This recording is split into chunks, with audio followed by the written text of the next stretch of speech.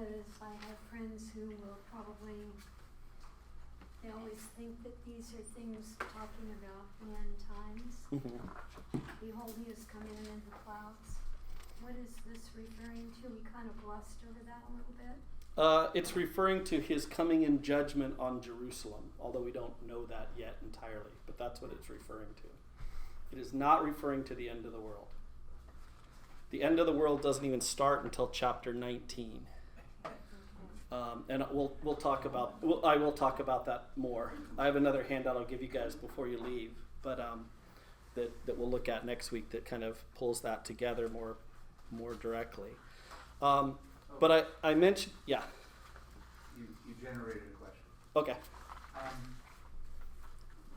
So we are, as Catholics, to believe that he's not talking about a tribulation in terms of 7 years or any of that evangelical stuff? No. No. Okay.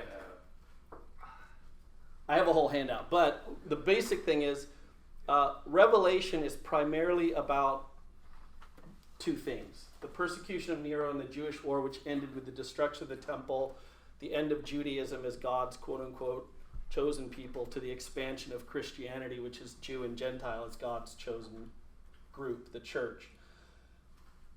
However, there's a pattern that is set, and that's what we'll talk about a little later.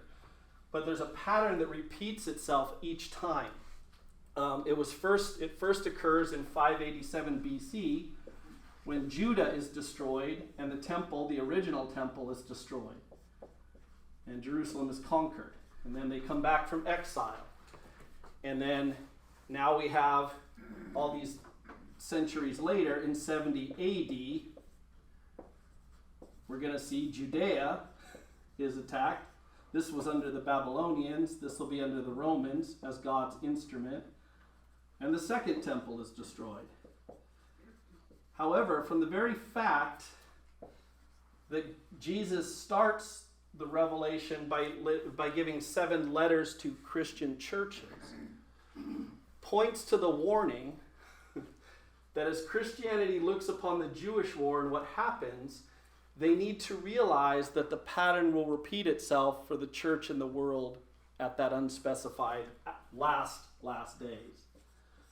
And so there is a pattern that's established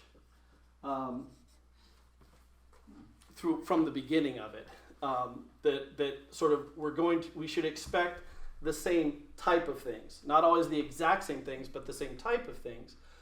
One of the things we should expect, though, is a tribulation. The tribulations tend to last 3 years. That's connected to Jesus' 3 hours on the cross before his death.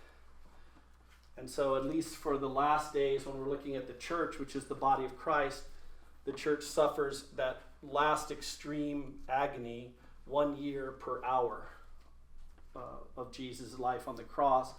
And then the church, quote, dies.